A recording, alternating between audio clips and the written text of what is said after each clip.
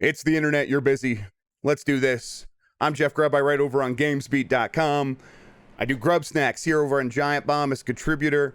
It is a show where we talk about video games.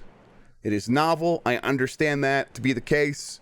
It's a one-man show. It's a great spectacular where I talk too fast and say a lot of stuff.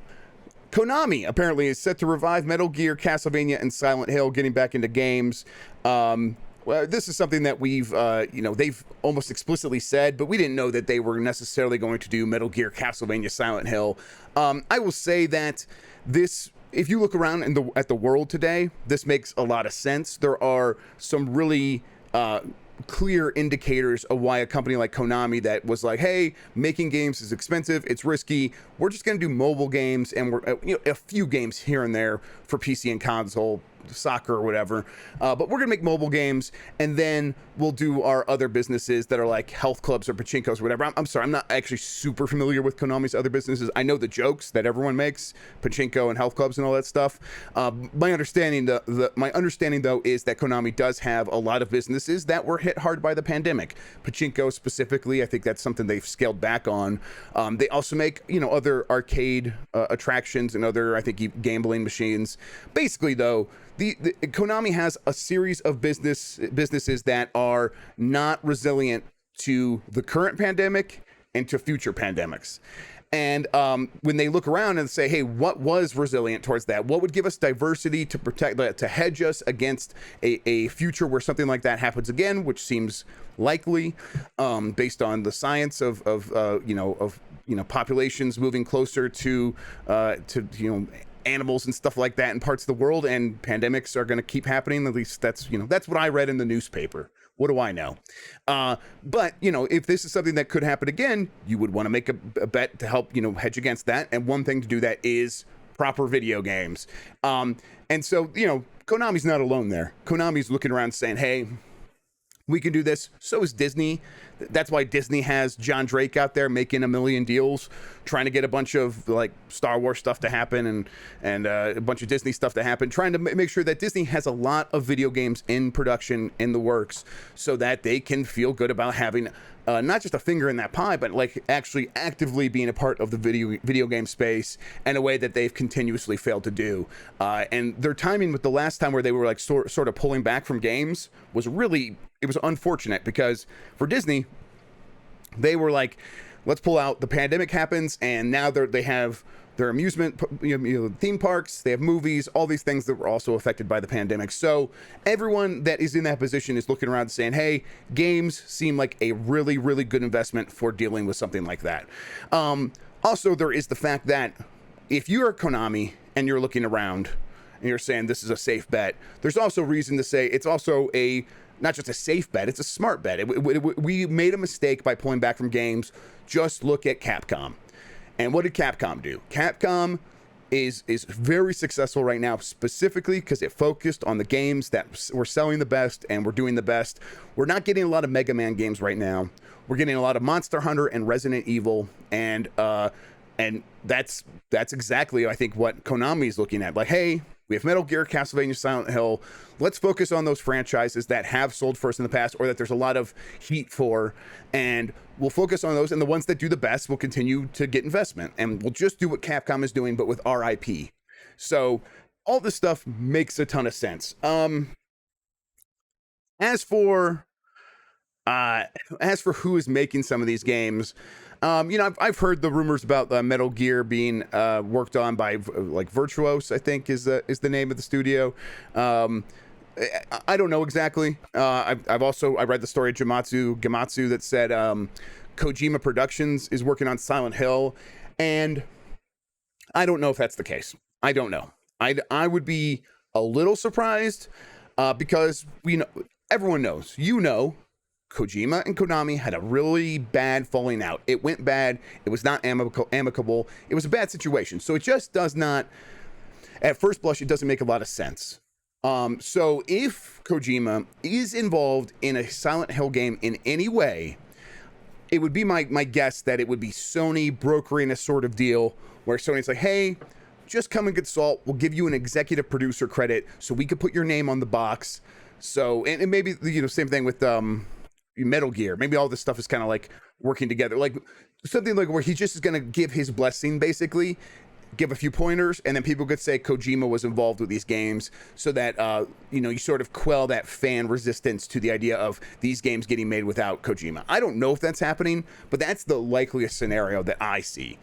You know, what does this mean for the Microsoft deal, though? The Microsoft deal that I've talked about before, where Microsoft and Kojima are in talks, that's as much as I've ever said has happened, is that they are in talks to make a game together. And the game is very early. No one really knows exactly what it is, except for it's going to use cloud infrastructure to be whatever. Like, seriously, no one really knows what the plan is beyond that.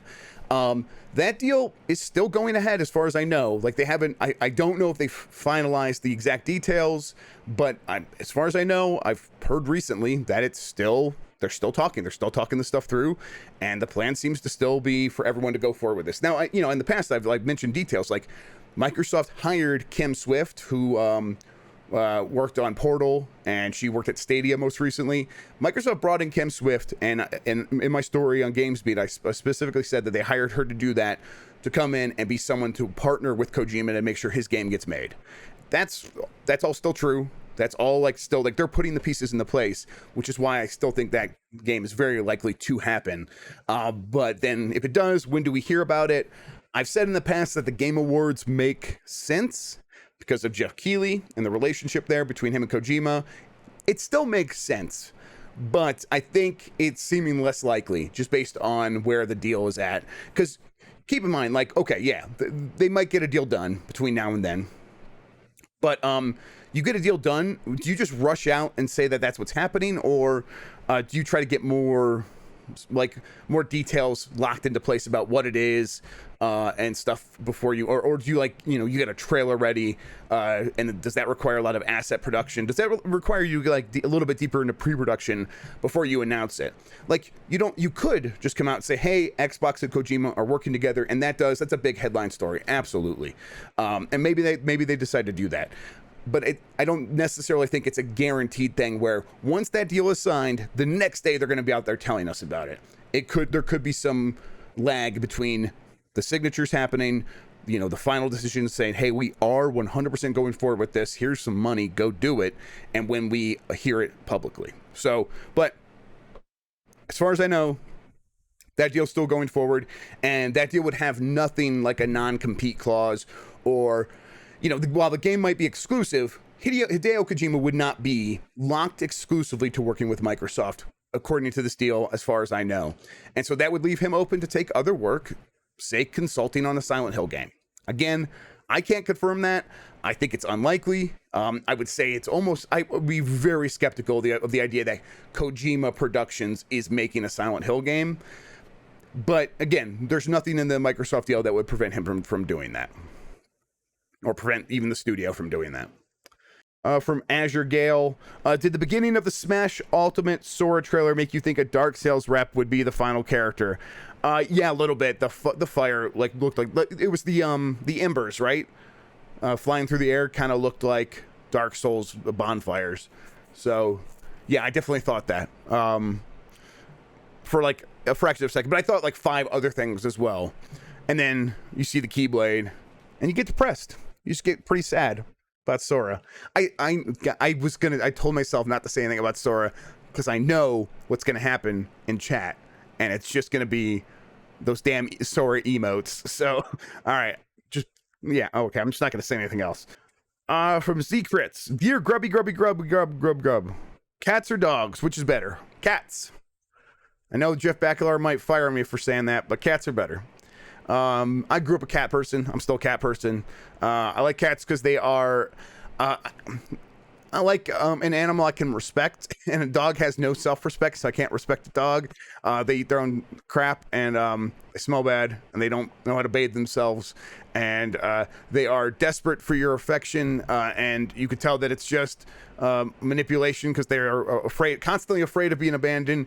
And cats can take care of themselves, and you can like let them outside, and they'll just come back home when they're ready. And when they need affection, it's because they actually like you, not because it's some anxiety within them that like prevents them from ever wanting to be alone.